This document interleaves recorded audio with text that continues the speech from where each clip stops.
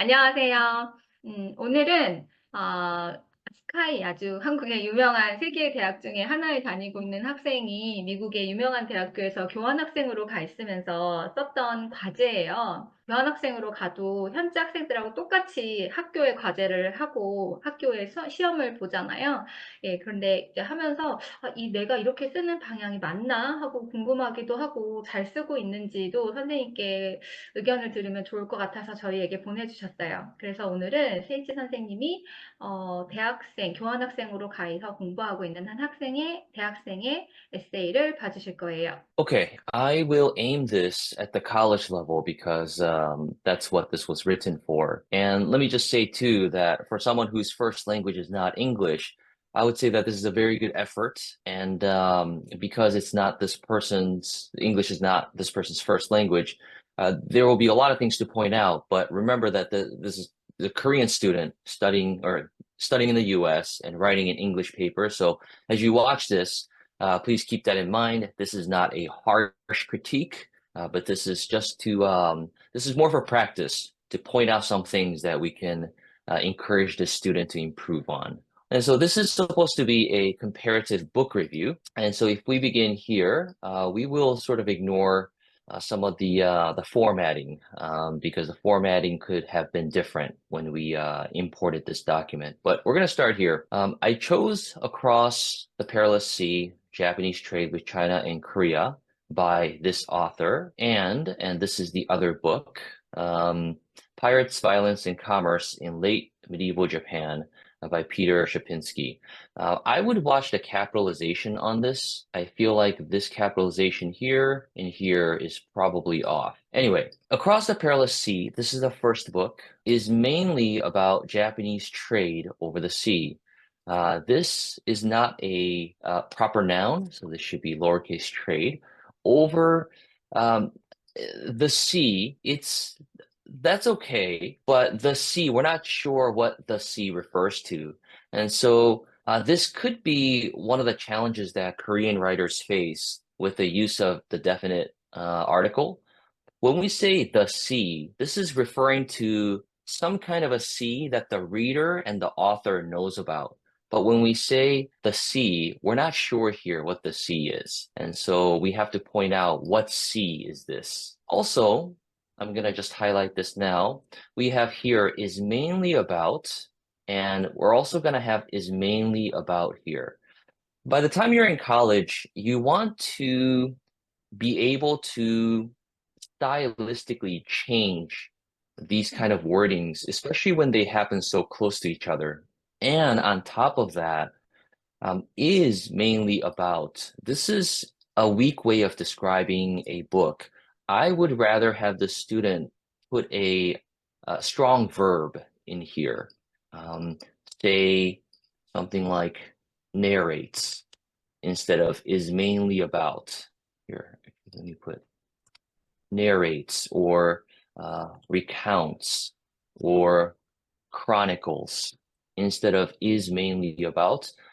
Even at an upper high school level, teachers will start to tell students don't use to be verbs in situations like this, but instead to use more descriptive verbs. So we see that here is mainly about, is mainly about. Again, keep in mind that this is a Korean student, so we understand that maybe this is not her forte, it's not her strong suit to find those kind of verbs. But again, we're doing this just as a practice, and so I'm pointing these things out. 네, 저 여기서 좀 궁금한 게 그러면 is mainly about 이걸 통으로 빼고 narrates를 하면 되는 거예요? 아니면은 narrates mainly about 하고 Japanese trade over the sea 이렇게 말하면 되는 거예요? So it depends. So this is another challenge. Depending on the verb, there's possibly a preposition or the definite article that goes with it. So if we say, if we use narrates, we can say across the perilous sea narrates Japanese sea over the Japanese trade over the sea. Again, we have to correct the sea, but we'll just go with it for now. If we say recounts, it would be across the perilous sea recounts the Japanese trade over the sea. That sounds more natural. Chronicles, you could probably do both. Chronicles Japanese trade over the sea, or chronicles the Japanese trade over the sea. Now, what would make this more descriptive would be we would have to change the sea, and we would probably want to put something here during what period, for instance. And so depending on what comes after, it's also going to change how we connect one of these verbs with what comes after. And so because we don't know what this should be afterwards, we can't connect it. But the point here would be to use one of these descriptive verbs rather than say is mainly about. 사실 이 질문을 제가 한 게 한국 학생들도 의식은 해요. 유학생들도 자기가 is mainly about을 계속 쓰고 있다는 거예요. 그렇지만 이걸 대체할 수 있는 단어를 모르는 거예요. 그러니까 표현을 잘 모르는 거예요. 그러니까 계속 확실하지 않거나 좀 틀리게 아리까리하게 쓰느니 그냥 내가 확실히 아는 is mainly about을 그냥 쓰자라고 단순하고 이렇게 쉽게 boring하게 이렇게 서술을 이렇게 하는 것 같아요. 그래서 유학생분들이 좀 더 책을 많이 읽고 교환학생분들도 책을 많이 읽고 더 다양한 표현을 좀 확실하게 숙지하는 게 정말 필요할 것 같아요.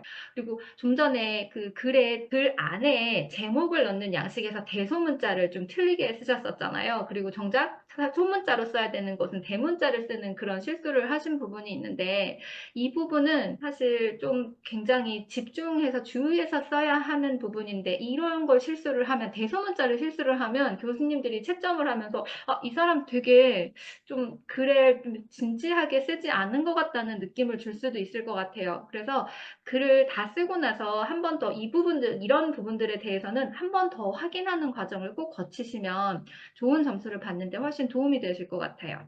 So I just checked online, and that is correct. This should be capital L. This should be M, because this is a title, and so we Right. have to capitalize each word. Not and or in, a short preposition, but all the other words, they need to be capitalized. That is correct. Now, as to your point, how Korean students will put something that they know sure about, that they are surely, even if it's a simple expression, they're confident in being able to say is mainly about. I totally understand. And so again, we are not critiquing the student for that.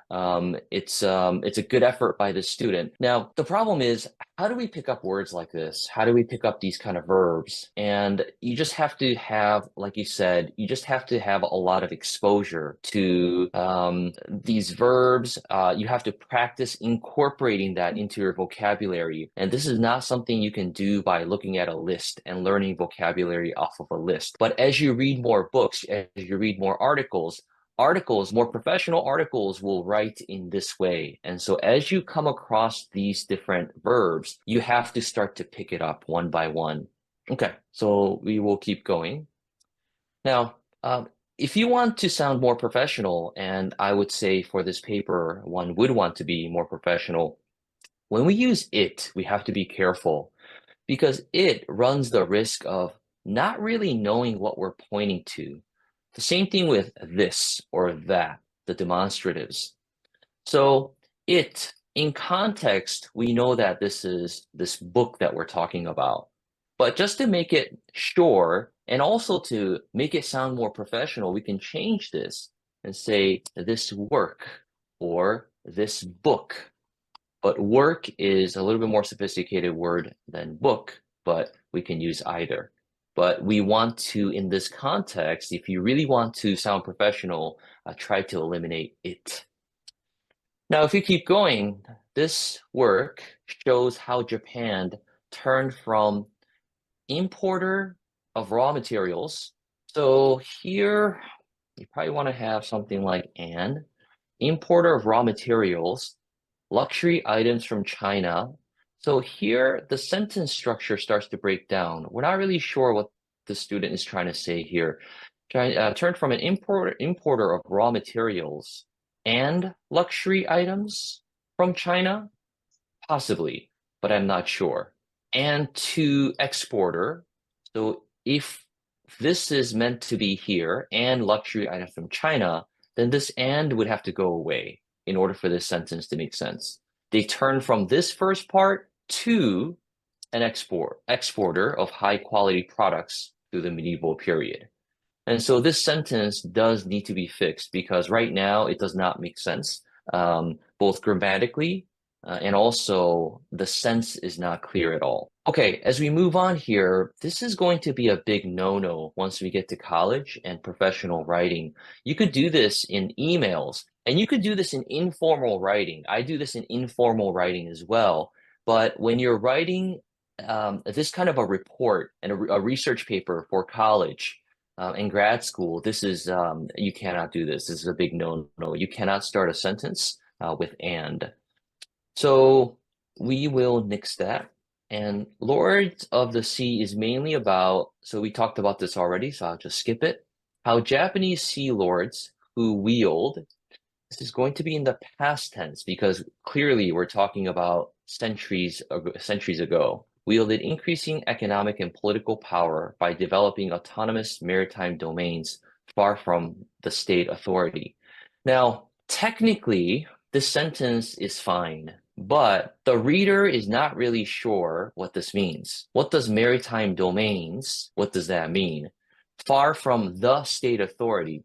Again, what is the state authority? Because if we're saying the state authority, we have to qualify it. We have to put a descriptor on here, the state authority. That means the reader and the writer already know what this is.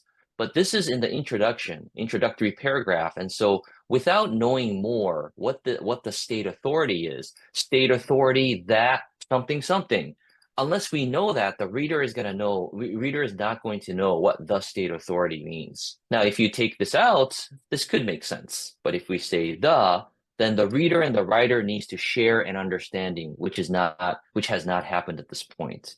예, 이 정관사 더는 정말 유학생들 저 같은 그 영어가 외국어인 사람들한테는 아주 어려운 게 바로 저거예요. 정말 정관사 더는지 말아야 되는지를 관습적으로 아는 게 아니면 컨벤셔널한 방법을 아는 게 아니면 저거는 참 픽업하기 힘들고 이렇게 올바르게 쓰기가 힘든 것 같아요. 그래서 이건 진짜 많이 읽고 많이 써보고 많이 피드백을 받는 방법뿐인 것 같아요. Now, starting with this sentence, what one needs to do is start to go into the thesis here. But well, let's tackle that. With these books, I would examine commerce between. So this use of the would, this is wrong. Would is it's a possibility kind of a word. So you can say I plan to, but again, with professional writing, we don't use the first person personal pronoun. So this has to be dealt with as well. With the way to change that would be something like the following will examine. So you want to give a subject here that is not you. You could say the following report, the following paper, or you could say this paper. There are different ways to do it, but you have to have a subject other than I. This paper will examine. Let's say, or we could say commerce between Japan and other countries in prepositions are going to be difficult for Korean speakers. Again, this is something that we just need a lot of practice, a lot of input so that you know when to use what. It's just convention. In English, we use certain prepositions at certain times. Why? We just do. And there's a scientific way to explain it if you want, but more it's what's conventional, what's normal. So if you want to use in, you could say in the 7th, and this is going to be a dash, by the way. This is not going to be the tilde.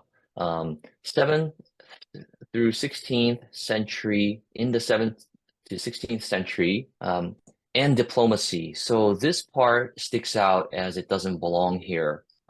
If you end the sentence here, that could make sense, but and diplomacy is just thrown in here. It really sticks out like a sore thumb. We have no clue what this is about. So first thing is in the 7th to 16th century, or you can say better during the 7th to 16th century. And this will have to be plural centuries. But this and diplomacy by itself is not going to make it. Maybe the student can say, and diplomacy during this time period, and it's diplomacy during this time period. Something like that could work. But if you just throw in and diplomacy, that's not going to make sense in this context. Okay, moving on. Now, starting here, it starts to go sort of in a different direction. Towards the end of the first paragraph, at the very end, this needs to be the thesis. And it kind of sounds like it is. But here, the author continues to go on, and now we're not really sure because of this portion what the author is trying to say. So it says, but across the perilous sea. So first thing is, unless we have a reason to put the adversative here, but. So now you're going to say something different than what you were saying before. I feel like this but is just here for no reason. And we have to be careful with the use of conjunctions because if you use a conjunction and, so, but, these words, it's going to end up creating a connection that you don't intend. And also, we can't start a sentence with but in formal writing. So this can't belong here for that reason as well. So this needs to go. But I'm going to keep it here because I want to show how starting here, it starts to trail off into another thought where it should end here, but now it goes to, but across the perilous sea is mainly about the commodities they import, export. And we don't want to do this. We don't want to do this. We have to say and export. And later one, again, we can't have this. And later one is about the authorities. The authorities, again, we don't know who the authorities are. So I think I can make a comprehensive overview. So now it's not only does it start to go in a different direction, this is very unsure wording. So I think I can make a comprehensive overview. Towards the end of the first paragraph, this needs to be strong. I will make a comprehensive overview is possible, something like that. So I think I can a first person pronoun twice. I think I can, very weak. So this just needs to go. But as a whole, this does not belong here because this seems like the thesis of the paper, but now it starts to float into sort of outer space. We don't know now where this paper is going. And then we have another claim. So I think I can make a comprehensive overview. Okay, so is that what you're going to do? Or are you going to do this? But then if you keep reading, so this review will overview about so now there's three claims here. So we really have no idea what this paper is going to be about. Is it going to be about this? Or is it going to be about a comprehensive overview? Or is it going to be about this overview from the 7th to the 16th century and taking a closer look at the 14th to the 15th century? All of these need to be dashes, and these is going to be this will be superscripted. But this whole paragraph starting here will need to be redone because we're not sure where this paragraph or where this paper is going if we read this paragraph as is. Again, these are just some things that I'm pointing out that one needs to take into account as a college level student. In writing, we need to be very clear what we are talking about and what we're going to tell the reader we are going to write about. And so this is not, critiquing the student, but we're just getting practice as to at the college level, we need to be very specific about what we're writing and what we're telling the reader the paper is going to be about. With the rest of the paper, if the introductory paragraph is not clear on where the paper is going, it's very difficult to edit the rest of the paper. So it's kind of like if a ship is going in a certain direction, but it starts to steer off course. The biggest thing that you need to do is you need to steer the ship back in the right direction. And so if it starts to go off course, it kind of doesn't make sense to start correcting over here before you correct course. And so at this point, it's probably not the most useful thing to look at the rest of the paper. A lot of the similar mistakes that we pointed out will come up here as well, grammar-wise, punctuation-wise. But the most important thing here, because there's a break in logic, because of what is told in the first paragraph, the introductory paragraph, does not match up with the rest of the paper, I think we'll probably just stop here and I'll make some summarizing points. So some takeaways for this student and for this paper in particular. First off, let me say this is a good effort, again, by someone who's not a native English speaker to try to do their best with a research paper. Research papers are difficult, even for Americans. And so I want to applaud the effort. Now, some takeaways for this student. The first thing is, when it comes to essay writing, the logic is going to be very important. When we're writing, it's very different than speaking because when we're writing, it's very linear, meaning it's one way, it's unidirectional. When we're speaking, we can say, oh, blah, blah, blah. Oh, wait, hold on. Remember that thing that we were talking about 30 seconds ago? And we can go back and forth like this in a conversation. But when you're writing, it's really a monologue. You only get to deliver it once. And so you have to be extremely clear, and every sentence has to have a place. And so the logic of why this sentence is here, why is this sentence next, and the next sentence, why does it belong there? That has to become extremely clear. So related to that would be the importance of outlining. I would recommend that this student or any other student, especially if they're doing a longer paper, any paper beyond, I don't know, maybe 750 words, just any paper of any significant length, I would recommend students to do outlining. Because if you don't outline your paper, you're not going to have coherence. Outlining is a shorthand version of your long paper. And so you need to have in the outline incomplete sentences, just bullet points. It's not going to be, but the things, the sentences, the examples, the evidence that you're going to use. And the outline needs to be very clear to you so that you can see if your paper is going to make sense. Now, once you have a good outline with good coherence and with good logic, then what you do is you just write out longhand what you had in the outline into the actual paper. But without outlining, it's going to be very difficult to track your thoughts. Next thing that I would point out as a takeaway is, I said this already, but the definite article is difficult for Koreans.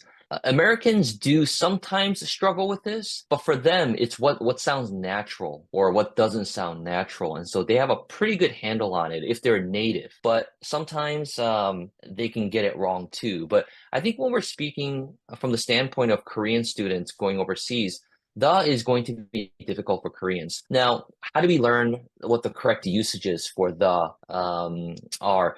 You can do it deductively, meaning you can learn all the different rules, and we should learn rules, but we should also do it inductively, meaning we should know the rules, but at the same time, we need to get a lot of input in how the English language is actually used so that we start to pick it up more naturally as well, because there are exceptions, and there are times when you would use the when you may think like you don't use it, and vice versa. And so it's good to learn the rules, yes, but at the same time, it's good to pick up more in conversation and in literature and as you read when to use it and when not to use it. Another key takeaway would be, and I said this earlier as well, we have to watch out for when we use words like and or any other conjunctions that are not necessary. So conjunctions are connecting words. So if you can remember the acronym fanboys, you'll have it.